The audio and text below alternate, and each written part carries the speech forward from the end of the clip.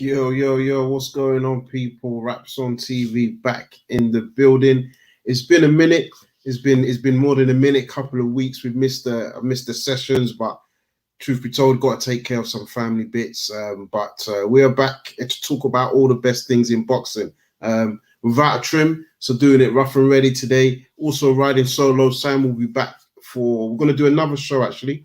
We're going to do another show this week, just talking about the Matchroom fight camp, trying to give that a bit of a breakdown. But today, thought I'll just go live, reconnect with all of the man them and the gal them. Hope everybody is good. And yeah, as always, please remember to hit that subscribe button, turn on the notification, and support the journey. But today we've got an interview. We've got an interview that really looking forward to. In this game of boxing, we get guys that have got a story, right? Everybody's got a story. But some people have a story that is just, let's be fair, unique. It shows that it's a 360 turnaround of their life. So we're going to be speaking to Michael Coffie today. I'm going to ask him a bit about history, about where he's coming, because that surname, it sounds quite familiar. But yeah, looking forward to speaking to him today. He will be fighting this weekend over in New Jersey, and he's taking on Gerald Washington. So Gerald Washington is a guy that most of us are pretty familiar with. Last fought on the Deontay Wilder Tyson Fury undercard. He had a loss to to Charles Martin. So yeah, for Michael Coffie, who I believe is 13-0, this will be an interesting potential step up, or at least a good measuring stick to see where he fits in this heavyweight division. He's again 35 years of age, so obviously he's not a spring chicken, but he's 13-0. You may have remember he last fought on the Caleb Truax undercard. Caleb Plant versus Truax undercard. He was the co-main feature for that card, and he beat his opponent in 3 rounds, two knockdowns and then a knockout. So yeah, he's definitely building a bit of reputation and steam up. Before we go into that, I'm going to try and talk about a few topics, things that have happened in the last few days. So I think for myself, no better place. Well, there's plenty, but I want to start with the news of this fight being made potentially. Terence Crawford taking on Sean Porter, may be fighting for the WBO belt. I think this is a great fight. I think, let's be real, we're all aware of the politics. If the politics can be put aside, which it does, to be fair, but at this level, I think this would be a great fight. 2 welterweights. Obviously, Sean Porter is not undefeated, but any loss that he's had, he's given it his all. He's made it a dogfight for the opponent. That's what he's known for. That is the common theme. Nobody beats him easily. So for Crawford, who would probably go into this fight as the favorite, it would be really interesting to see how he would cope with the non-stop aggressive pressure that Porter brings. Obviously, Porter is a big 147-pounder. We know about his fighting, the guys like Usyk and those guys in his amateur days. So, yeah, he's definitely going to be heavy at the weight and big and strong. So, it's going to be interesting to see what Terence Crawford, what he can do and how he makes everything stick. In terms of, is he going to do southpaw? Is he going to do orthodox? The switch hitting style is great, but sometimes when you've got a guy with non-stop pressure, you could potentially leave yourself open to get caught. And yeah, I think this is going to be a great fight. Couple of questions though, you've got to ask yourself, with this being rumored, supposedly Terence Crawford's last fight on Top Rank, you do wonder why make the Porter fight now? When I say who does it benefit, it's a bit of a strange one. Also with the PBC, you think, okay, would Porter, who would he like to be fighting? Is Terence Crawford at the top of his list? I truly think he's one of the guys top 3 because he has a belt, and I don't think if you're Porter, I don't think you would really want to maybe take a Danny Garcia or maybe a Keith Thurman and kind of just wait in the wings fight, because they're all tough. Definitely, and again, Ugas, that was a very close fight. In fact, Ugas probably, arguably beat him, and he's probably one of the guys that, Porter's had a poorer performance against. But yeah, definitely looking forward to that. Look forward to seeing some more news on that. Also this weekend, Joe Joyce, Juggernaut. I think we could all say this entrance has gone viral. This costume entrance has gone viral. look, I think Joe Joyce, to be fair to him, he's beginning to be a bit of a love-hate character in terms of, you know, Sam Jones said there's always an agenda against him. I don't believe so per se. I just think they've got to just hold this one in terms of, you know, until the knockout.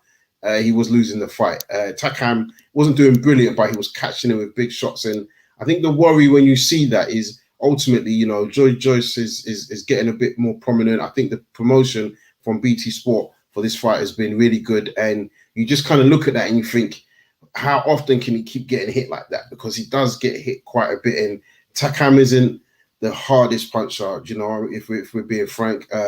Whilst I would say, yes, of course, he's got power. But you just wonder, like, you know, the likes of Joshua Fury, maybe a Wilder, like, these aren't the kind of guys that you want to just be standing in front of and having a loose guard. So, yeah, I know people will say he changed his style up. He wanted to go toe to toe, but it didn't even come across like that, really. I felt he was missing quite a few of his shots, or he was just catching Takam on the forearm. Yes, he landed shots clearly, but those early rounds, Takam clearly won them. And I don't want to say rocked him, but it did seem like there was a few times Joe Joyce was a bit like unsure, and you wonder what maybe a younger, stronger boxer would have done. But you know what? Like I said, he's come through it. The point that Sam Jones is starting to make, and I've always felt this would be a theme that would come through, and that's why I say to people, don't go for resumes all the time, because he obviously, rightly so, he's saying at 13 fights, who in the heavyweight division has a stronger resume than him? Right? We're going to be honest, not many people. There's hardly anybody. But what does that mean? Does that mean if he deserves a shot against Fury or Joshua, or if there's a vacant title, you know, he now deserves to get like the biggest split of the purse? Again, resumes is good for us fans to know the kind of caliber of fighter he is and who he's beat and who he's prepared to fight.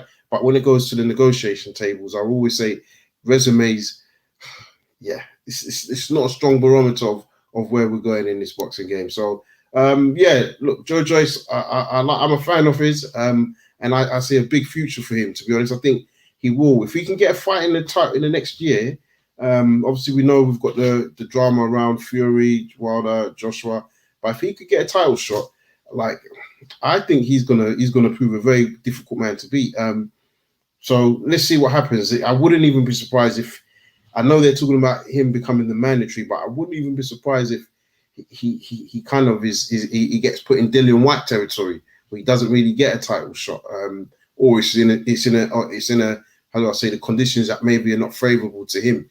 You know, maybe a short last minute replacement. So yeah, Joe Joyce, really hope that he can keep pushing forward. But yeah, I think last weekend just got to hold that L and say, look, you got the win, you showed your power. The momentum was definitely changing. I 100% agree with that. But the rounds that were recorded on the card have to go in Takam's favour. And, you know, for a lot of casual fans, they don't want to see that. They want to see you dominate from round one until the end.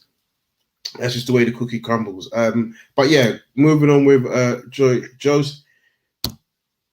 versus Usyk, confirmed, and not only confirmed last week, also announced that it's taking place in Tottenham Hotspur Stadium. Shaking of the head at that one. I mean, boy, I'm sure they paid a pretty price to get that. But no, all jokes aside, I'm really looking forward to that fight now. We know Usyk's a really he's a character. I can't even say strange. He's just a character.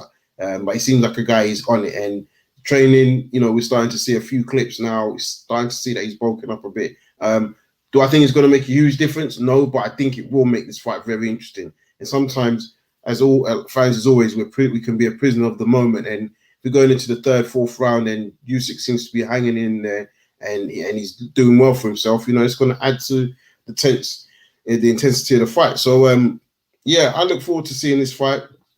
I do think, you know, Joshua, he's got all the advantages, really. Maybe out spar experience, but again, Usyk doesn't have experience in the heavyweight division. But you talk about speed, okay, skill. You know, that's probably an area where Usyk is gonna have the advantage. But is he gonna be able to be as light on his feet? I think he still will be, but you know, I think you come in to take the belt. So at some point, you're gonna have to stand in front of Joshua and hit him. And no matter what anybody wants to say, the only person that's beat Joshua is Ruiz, and that was by standing in front of him and trading. And then, Joshua never really recovered. So Usyk is going to have to employ tactics like that during the fight at some stage. I just can't see how he's going to be able to be on the outside and box and be neat, because if you don't knock him out, you don't wobble him, like this, there's no way the judges are going to give that in your favor. Like, this is a home fighter, multiple belts. It's as simple as that. It would be interesting to know what people think about the whole rematch clause, and if there is a rematch clause. So if you're watching this in the future or in the past, please let us know what that rematch clause. But yeah, for all of those people as well that have tuned in, please remember, do subscribe, hit that notification bell, and join the gang. But yeah, so no, from my point of view, Usyk, Joshua, I think that's a huge fight. Really looking forward to it. And yeah, we're going to see what goes on from there. Also, for those of you that probably missed, we haven't been around, so we didn't get to talk about the whole Wilder versus Fury fight. That was definitely a tough decision, because at the end of the day, I'll be honest, I was looking forward to that. Max Martinez, yo, what's going on, bro? Good to see you in the building. Let us know how you've been, what's on your mind in this boxing world. But yeah, Wilder Fury, look, that should have taken place this week. This show should have been about the winner of that fight, the controversy of that fight, if any.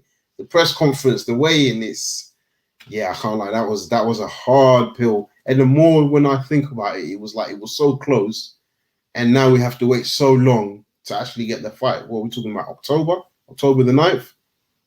Madness. So yeah, as much as big fan of the heavyweights, that was a really disappointing news, and we just have to take it as it comes, because yeah, there's a lot of conspiracy and theories, and if you go onto boxing Twitter right now, you'll see a lot of people just talking, and yeah, I'm really not trying to get involved with that, but yeah, it's massively disappointing. So people, what are you thinking about Fight Camp? Tickets, do we know if the tickets sold out for Fight Camp? £750 a pop, allegedly, although that was correct. So it'd be interesting to know how our ticket sales for that event done. Also today, there was the press conference for Conor Benn versus Adrian Granados. So we definitely sent somebody up there to kind of tell us, get those answers, speak to the fighters. Max Martinez is in the building. How you feel about Plant not wanting to fight Canelo? Is that confirmed? I heard that fight's nearly a done deal. I heard that fight's looking September, whatever, Independence Day in September, and Mexican Independence Day in September. Yeah, so I don't know. If Plant doesn't take that fight, I would definitely like to know the reasons why, because Canelo is the money fighter. So you fight him, you're getting a big check, and he's also got titles, so you've got the opportunity to unify. Snap, it's not. It's Max Montana saying it's not anymore. Okay, I'm gonna check that. Has that come out on Twitter? Is there a link? We need to see that, because that would be disappointing. And on top of that, if there's a reason why, that this fight seems to been going on. Also got a shout out, guys. Make sure you're checking out the Olympics. Unfortunately, our boy Chevron Clark didn't get through this round, but he obviously got out there and done his best. I'm just checking that out now. Max Montana is saying ESPN. All right, say no more. I'm trying to look at that. Talks have broken off. Yep, damn, you're so right. Literally last 15 minutes. Talks between Canelo Alvarez and Caleb Plant have broken off at the 11th hour over disagreement in the contracts. Discussions could be visited, but for now, fight appears dead after the deal was on the verge of completion. Damn. Asked, kids me, it's not. Damn, okay. So it's looking like, and it's funny, when you go on Twitter, you got Coppinger yesterday saying it's on, and then 24 hours saying it's off. Same with Michael Benson. Well, we're gonna check out the reasons, but yeah, that is poor. Caleb Plant, I wanted to see that fight. Max Montanez, how did you see that fight playing out? Do you think that Canelo might have been upset? Do you think Caleb Plant could have followed the blueprint set by Mayweather and used the jab and work the body and be light on his feet to be elusive? Tell me what you think about that. But yeah, no, it's that's a big shame. That is a big shame that we're not getting to see that. I'm just gonna hit up Mr. Michael Coffie to check that he is coming in.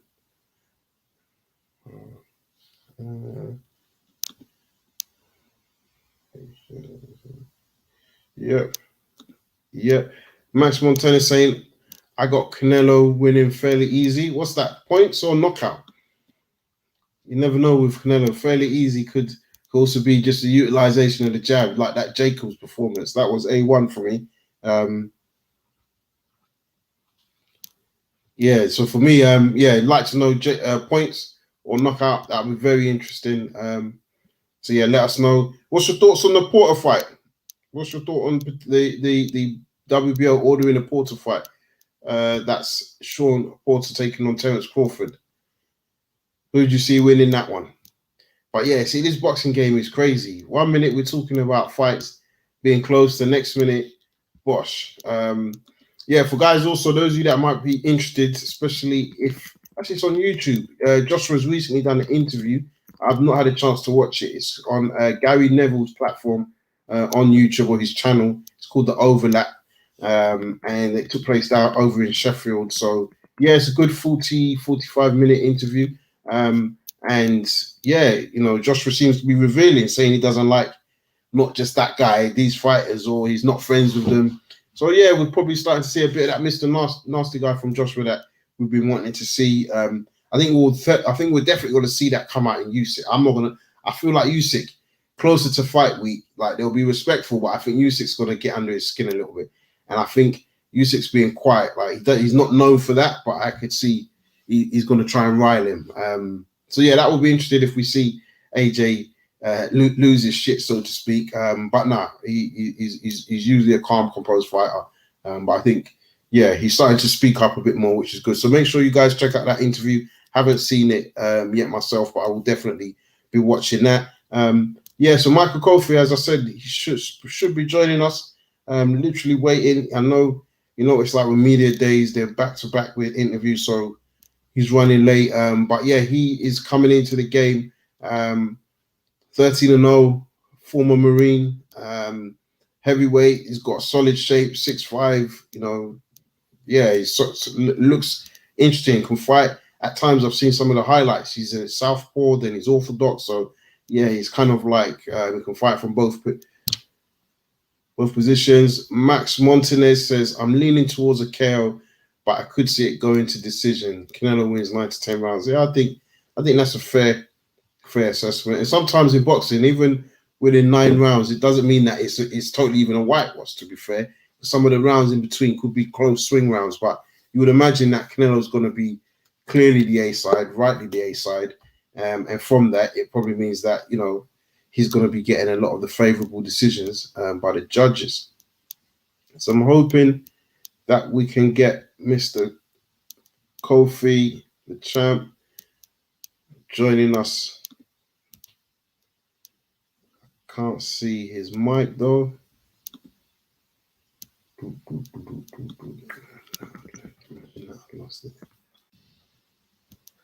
I can't see his mic though.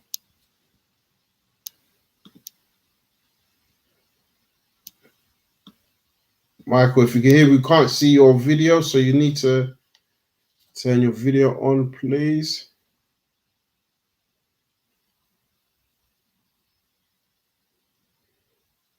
Okay, I think.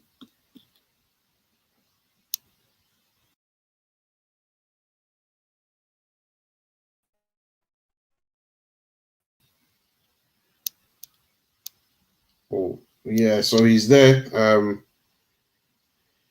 I'm just going to let him know that signal is bad. So yeah, guys, don't forget, we'll be happily asking questions, putting out on the screen for him to read if you do have any questions. So be sure to be reading. Max Montanez, big yourself up today. We've been missing for a bit, but it's good to get one support, even if it is one or two of you guys supporting. That's the energy that's going to bring us back. Said I'm glad Crawford has to finally fight a legit welterweight contender.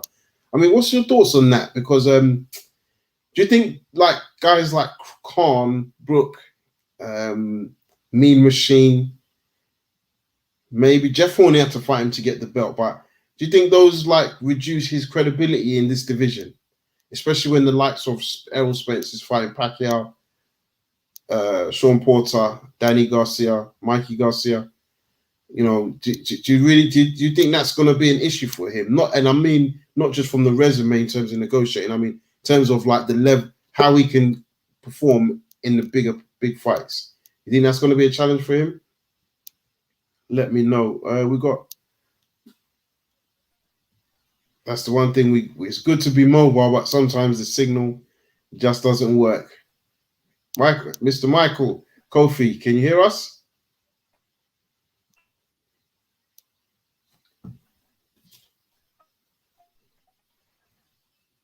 Hey, sir. Hello.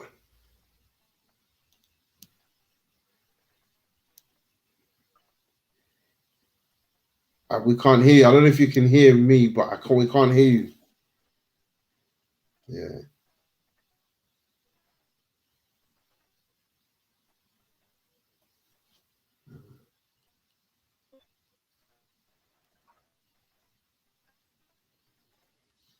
Hey.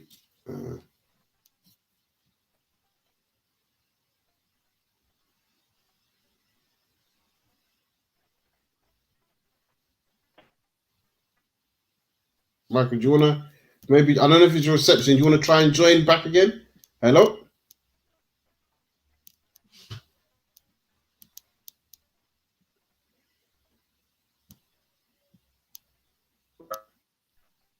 We're trying it with Nick.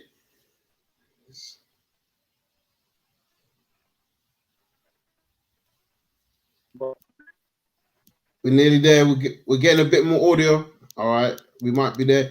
Big up Mr. Appia, Daniel Appia. Yes, big up yourself, bro. Every time. Always supporting. Hope you're well. Stay safe. Maximum Contact Montanez. He's saying it could be a great challenge.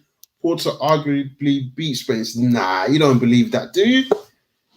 He gave him a great fight, but I wouldn't say beat him.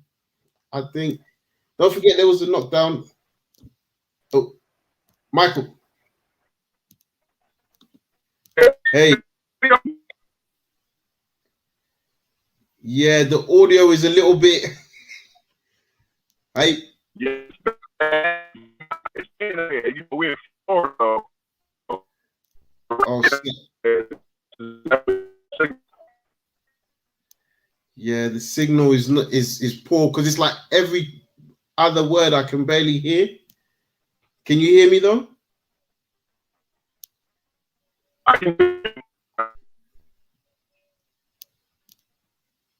don't know if we're going to be able to chop it up. I'll be honest, Michael, because it's. How long do you think till maybe your reception is better? I mean, I don't know. Like, I mean, when it stops raining, it'll be better. But it's like right now, it's coming down out here. And literally, for that explanation, it was fine.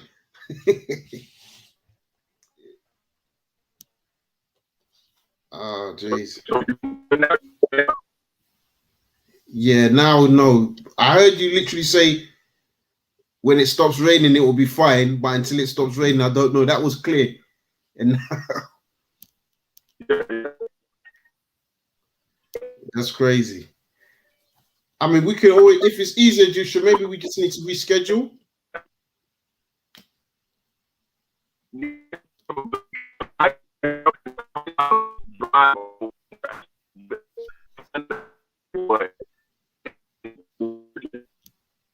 Yeah, champ. Sorry, I can't. We're trying, but it's difficult to make anything out. Man, we tried there, people.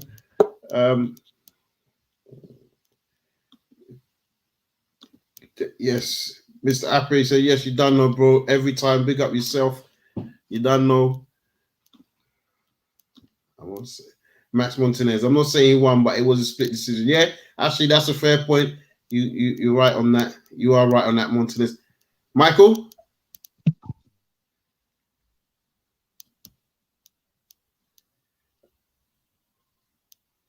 No.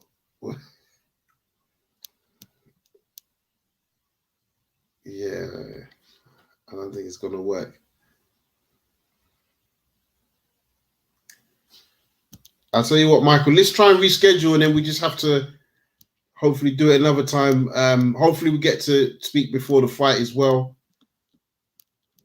Yes, Comrade Boxing, big yourself up. Look forward to this. Yeah, definitely, man. We wanted to hear from the Marine, now professional boxer, and hear his thoughts on the boxing game. Hey, Michael. Yep.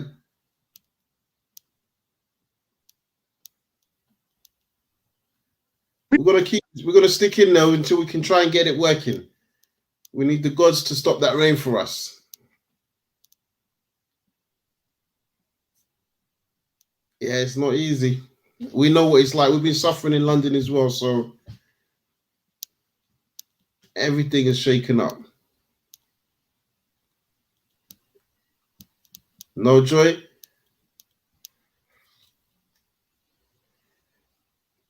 Yeah, Michael, I think we're gonna have to try again, huh?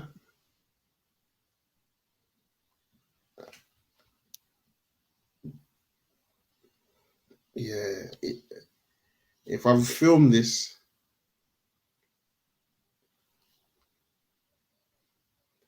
yeah, we're not able to. There's no sound in your. It's very pixelated and frozen. But we can try and let's try to reschedule.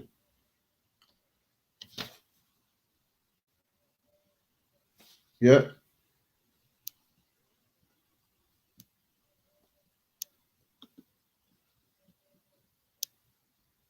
So we're gonna try. I don't know if we can if we can rejoin. I'm just gonna send a quick message, people. Bear with me.